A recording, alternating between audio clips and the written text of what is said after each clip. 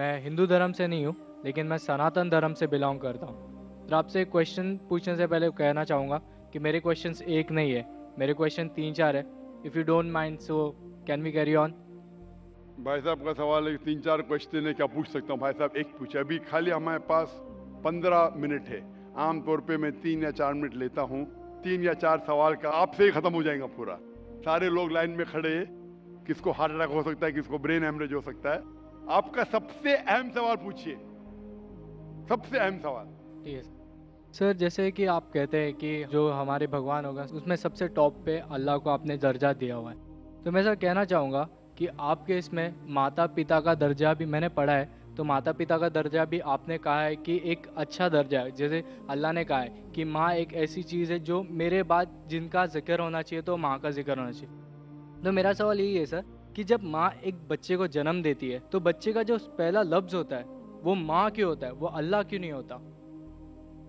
भाई साहब का अच्छा सवाल है। वो कह रहे थे मैं हिंदू नहीं हूँ, मैं सनातन धर्म से हूँ। अक्सर लोग कहते हैं ये सनातन धर्म एक शाखा है हिंदुइज्म की। आप कहते हैं आम हिंदू ने, मैं मानता हूं क्योंकि सनातन धर्म के बारे में पढ़ चुका हूं।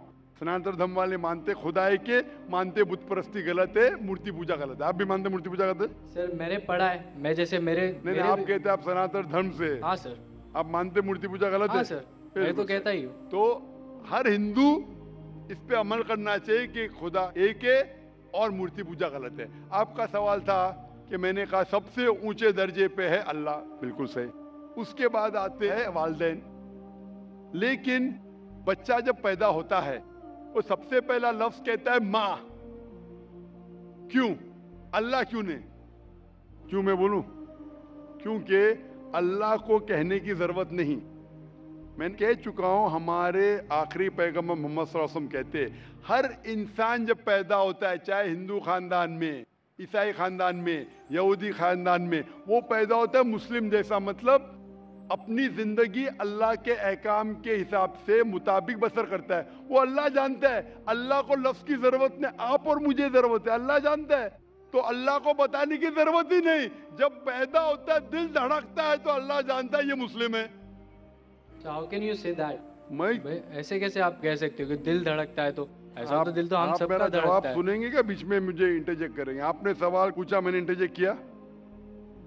आपने सवाल किया, मैंने इंटरजेक्ट किया? नहीं सर। तो मेरे जवाब को तो खत्म होने दो। जवाब ही नहीं खत्म हुआ, आप कैसा जानते? जवाब खत्म हुआ? खत्म हुआ कि नहीं? नहीं सर। नहीं हुआ। तो सर कह रहे, जरा बात तो मानो, खत्म तो होने दो। आप अगर बीच में इंटरप्ट करेंगे तो एक सवाल का जवाब भी नहीं दे सकूंगा, दूसरे पे जब मानने पड़ेगा मुझे। नहीं सर, आप बोलिए। हाँ, तो आप जरा सुनेंगे मेरे जवाब को तो बोल सकूंगा मैं ना।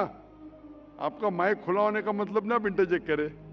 तो बच्चा जब पैदा होता है, मुझे कैसा पता है? क्योंकि किताब में लिखा है। अल्लाह के रसूल फरमाते हैं कि हर बच्चा जब पैदा होता है, खुदा कहता है हर बच्चा जब पैदा होता है मुस्लिम पैदा होता है। इसलिए मुझे पता चला है। आपने कुरान और हदीस नहीं पढ़ी, मैंने पढ़ा हूं। और दिल धड़कता, मैं डॉक्टर हूं, आपने डॉक्टरी की नहीं की। मैं डॉक्टरी क्या, मैं जानता हूं। बच्चा जब पैदा होता है सांस लेता है, सांस लेने से अल्लाह को पता चलता है ये मुस्लिम है, लेकिन इंसान को नहीं पता चलता है। तो माँ कहता है तो हमारे इंसान को पता चलता है माँ। तो सबसे पहले अल्लाह, फिर माँ। तो अल्लाह को पता लगने के लिए बोलने की जरूरत नहीं, उसका एक्शन ही कहता है कि वो मुस्लिम है। जब बच्चा पैदा होता है, वो सांस लेता है, दिल धड़कता है, वो ही कहता है कि वो मुस्लिम है। बोलने की जरूरत नहीं। जानवर से बात करने के लिए हम बोलेंगे, जानवर नहीं समझेंगे, उनकी जबान अलग होती है, हमारी जबान अलग है। तो बच्चा माँ जब कहता है, मम्मी कहता है, अक्सर म से आता है, अक्सर म से आता है। तो ये लफ्ज आसान लफ्ज है बोलने के लिए सारी जबानों में, चाहे इंग्लिश है, चाहे हिंदी हो, चाहे मराठी हो, माँ बोलना आसान है। इसीलिए ये लफ्ज म से आता है, माँ, मम्मी, मदर, अक्सर। तो ये आसान लफ्ज है, इसीलिए वो माँ जब लफ्ज सुनती है खुश होती है। अल्लाह उसके पहले ही जानता है। तो अल्लाह सबसे अव्वल है। को दिल धड़कता है, सांस लेते है, अल्लाह को मालूम पड़ जाता है। आपको नहीं पता चलता है, मुझे नहीं पता चलता। मुझे तो पता लग गया, आपको अब तक पता नहीं चला क्योंकि आपने रिसर्च नहीं किए। आप मुझे पूछेंगे ये बीमारी की दवा क्या है, मैं बीमार, बुखार है मुझे, तो मैं बोलूँ क्रोसिन लो, मेटासिन लो, पैरासीटामोल लो। आपको कैसा पता चला? क्योंकि मैंने मेडिसिन किया। आपने किए? नहीं किए। नहीं किए, इसलिए पता है मुझे। जो मैं किताबें पढ़ा हूँ, मजहबी किताबें पढ़ा, इसलिए मुझे पता। आपने पढ़ी है तो आप भी पढ़िए। मैं आपसे पूछना चाहता हूँ, मैंने आपके सवाल का जवाब दिया, मैं अभी सवाल पूछना चाहता हूँ आपसे। आप सनातन धर्म से, आप मानते खुदा एक है? हाँ। आप मानते हैं कि मूर्ति पूजा गलत है?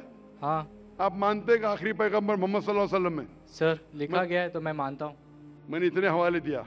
वो बहन ने सवाल किया कि मोहम्मद सल्लल्लाहु अलैहि वसल्लम का जिक्र क्या है। मेरी पूरी तकरीर 1 घंटे की, मैंने 1 घंटा तो लिया ने, 10 मिनट के अंदर इतने हवाले दिया।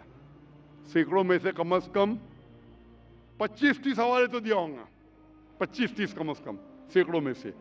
मैं पूछना चाहता हूँ, आप मानते हैं कि मोहम्मद सल्लल्लाहु अलैहि वसल्लम आखिरी पैगंबर है?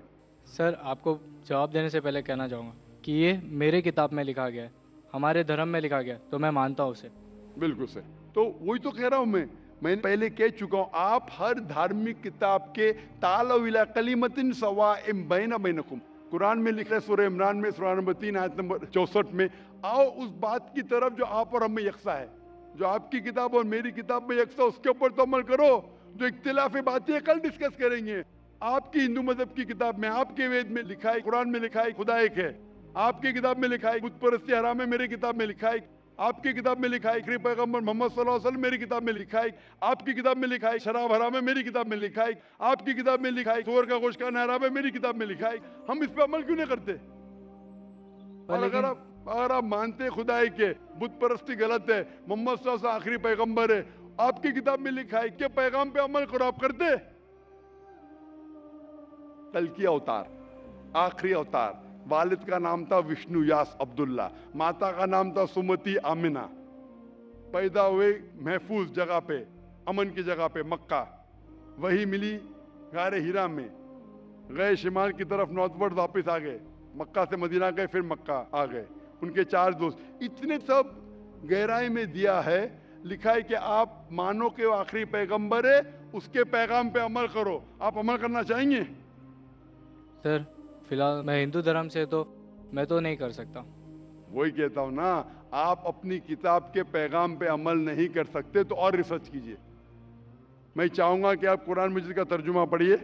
आपकी किताब में लिखा है कि आखिरी अवतार, कल के अवतार मोहम्मद सल्लल्लाहु अलैहि वसल्लम में, उसके पैगाम पे अमल करना चाहिए। कम से कम आप कुरान मजीद का तर्जुमा पढ़िए, वो जबान में, जो जबान में आपको महारत है उसमें पढ़िए। इंशाअल्लाह ये आपके लिए हिदायत बन सकेंगी और आप नजात पाएंगे। Hope the answers the question. Sir, क्या मैं आपके ये पास माइक आके ले सकता हूँ? आ जाइए भाई।